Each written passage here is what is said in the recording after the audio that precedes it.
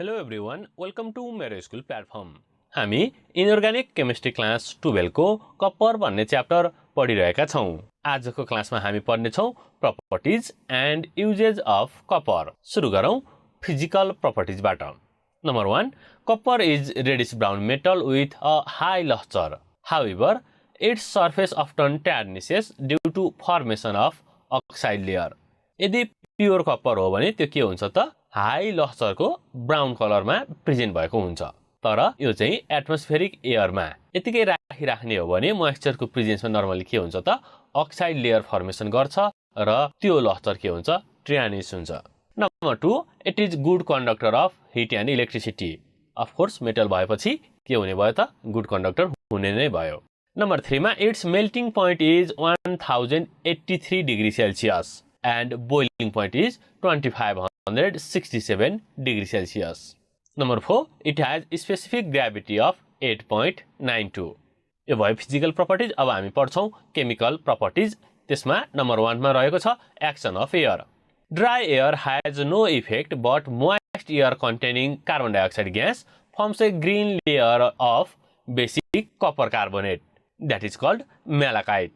Reaction हेर्ने हो भने copper reacts with oxygen and carbon dioxide CO2 in presence of moisture. Moisture means water.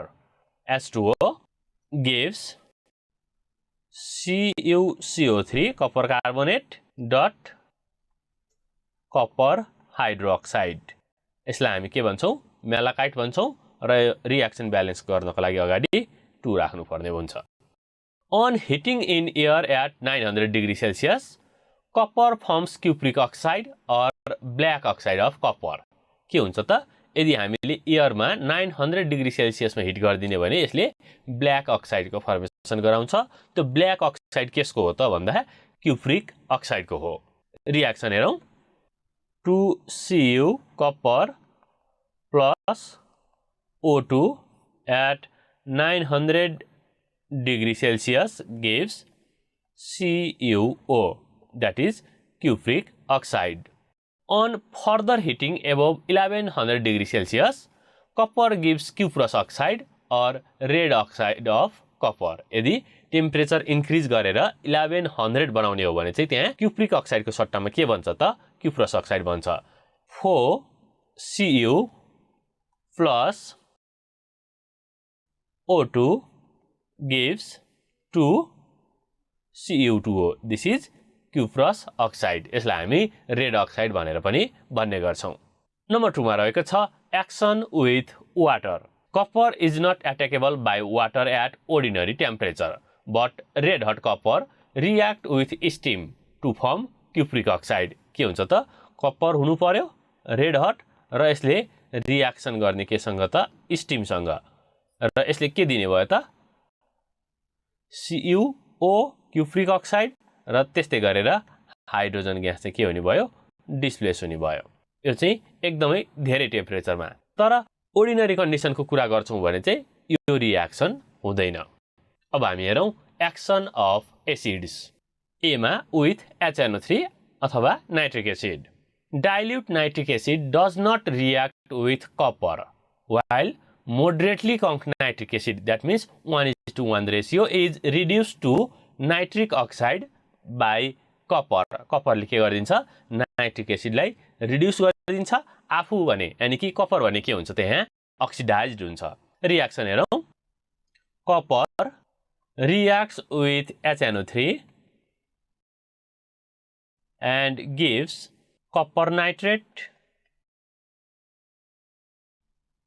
plus nitric oxide plus water। Reaction balance गरौं। Reaction balance गर्नको लागि हामी यहाँ 3 राख्छौं। HNO3 को अगाडि 8, कपर नाइट्रेटको अगाडि 3, नाइट्रिक अक्साइडको अगाडि 2 र वाटरको अगाडि हामी 4 राख्छौं। यति भएपछि के हुन्छ रिएक्सन ब्यालेन्स हुन्छ। Now hot and conc HNO3 is reduced to nitrogen dioxide by copper. Moderately कङ्कलाई के गर्ने रहेछ नाइट्रिक अक्साइडमा रिड्युस गर्ने रहेछ भने हट एन्ड कङ्कलाई के गर्ने रहेछ त नाइट्रोजन डाइअक्साइडमा रिड्युस गर्ने रहेछ। रिएक्सन हेरौं copper plus 4HNO3 gives copper nitrate plus nitrogen dioxide plus water. यो भयो nitric एसिडसँगको reaction.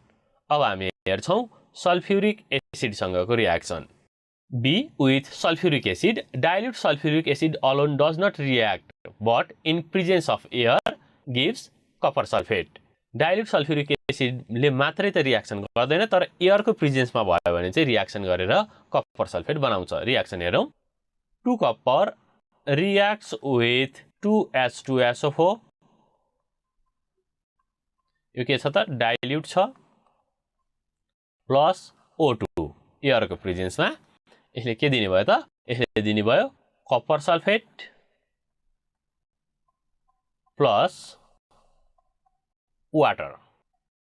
But with hot and conc sulfuric acid, copper gives sulfur dioxide gas. यहाँ चाहिँ सल्फर डाइअक्साइड ग्यास दिने रहेछ। Reaction लेखौं। Copper plus 2H2SO4 यो चाहिँ कस्तो हो त? conc हो। gives copper sulfate plus SO2 plus 2H2O यहाँ चाहिँ सल्फर डाइअक्साइड ग्यास दिन्छ। र लास्टमा रहेको छ with HCl. Copper reacts with hot and conc HCl in presence of air forming cupric chloride. के गर्दिनु भयो त? यहाँ copper reacts with HCl in presence of air, that is oxygen, and gives 2CuCl2. This is cupric chloride. र सँगसँगै के दिने भयो त? वाटर दिने भयो। यो भयो रियाक्सन विथ एसिड। नम्बर 4 मा रहेको छ displacement reaction. Copper can displace metals lying below in electrochemical series from their salt solution. Electrochemical सेरीजमा कपर भन्दा तल पर्ने मेटलको साल्ट छ भने के गर्न सक्छ त? कपरले चाहिँ त्यो मेटलहरूलाई डिस्प्लेस गर्न सक्छ। जस्तो कि copper can reacts with AgNO3 यानी कि सिल्भर नाइट्रेटसँग रियाक्सन गर्न सक्छ। अब यहाँ के छ त? सिल्भर भन्दा कपर चाहिँ मोर रियाक्टिभ भएको कारण के गर्छ? सिल्भरलाई डिस्प्लेस गर्छ र के बनाउने भयो? कपर नाइट्रेट बनाउँछ। CuNO3 होल 2 प्लस सिल्भर के हुन्छ त? डिस्प्लेस हुन्छ। त्यसैगरी 3Cu plus 2AuCl3 auric chloride. अब गोल्ड पनि के हो त? कपर भन्दा नन रियाक्टिभ हो, त्यसकारण यहाँ के बनाउन सक्छ त? 3CuCl2 cupric chloride plus gold के हुन्छ? यहाँबाट डिस्प्लेस हुन्छ। Number 5 copper reacts with chlorine and gives cupric chloride. यदि हामीले कपरलाई के गर्दिने त? क्लोरिनसँग हिट गर्दिने हो भने क्युप्रिक क्लोराइड बन्छ। This gives CuCl2. Number 6 reducing properties. Copper reduces ferric salt to ferrous salt. Ferric को +3 oxidation state बाट reduce गरेर +2 oxidation state मा change गरिदिन्छ। So copper plus 2FeCl3 gives FeCl2 plus CuCl2 के बन्ने भयो त? क्युप्रिक क्लोराइड बन्ने भयो। लास्ट प्रोपर्टिज रहेको छ action with ammonia. Copper dissolves in aqueous ammonia in presence of air and gives a deep blue complex compound. के गर्ने रहेछ? डीप ब्लू कम्प्लेक्स कम्पाउन्ड बन्ने रहेछ। त्यो डीप ब्लू कम्प्लेक्स कम्पाउन्ड चाहिँ टेट्रामाइन कपर हाइड्रोक्साइड को हुन्छ। रियाक्सन लेखौं हामी। Copper plus 8NH3 plus 2H2O plus O2 gives 2 Cu NH3 whole 4 bracket close. This is complex ion and here OH2. This is tetramine copper hydroxide. यो कस्तो कलरको हुन्छ त? Deep blue कलरको हुन्छ. यो भयो properties of copper. अब हामी पढ्ने छौं uses of copper. Number 1 मा copper is used for making utensils, container, coins, cable and other electrical appliances. कपरलाई कोइन बनाउन युज गरिन्छ, त्यसकारण यसलाई कोइनेज मेटल पनि भनेर गरिन्छ. त्यस्तै कपरको कन्डक्टिभिटी चाहिँ हाई भएको कारण इलेक्ट्रिक एप्लायन्सेसहरुमा पनि युज गरिन्छ.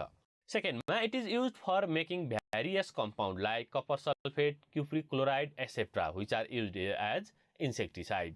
यिनीहरुलाई के गरिन्छ त? इन्सेक्टलाई किल गर्नको लागि पनि युज गरिन्छ. नम्बर 3 मा it is used to prepare number of copper salt like copper sulphate, cupric chloride. त्यस्तै कपरको सल्टहरुको रूपमा पनि युज गरिन्छ. 4 मा छ it is used in electroplating and electrotyping. इलेक्ट्रोप्लेटिङको लागि कपरको लेपन लगाउनको लागि कुनै पनि मेटलमा हामीले कपर युज गर्नुपर्ने हुन्छ. Similarly it is used to prepare various alloy जस्तो कि ब्रास जसमा चाहिँ के हुन्छ कपर र जिंक हुन्छ, ब्रोन्ज जसमा के हुन्छ कपर र टिन हुन्छ, गन मेटल कपर टिन र जिंक हुन्छ, त्यस्तै जर्मन सिल्भर जहाँ के प्रेजेन्ट हुन्छ त कपर, जिंक, निकेल.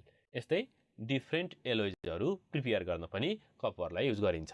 आजको क्लासमा हामीले properties and uses of copper पढेका छौं भने आउने क्लासमा हामी केमिस्ट्री अफ ब्लू पेट्रोल पढ्ने छौं. त्यस्तै गरेर black and red oxide of कपरको बारेमा पनि पढ्ने छौं. Thank you everyone.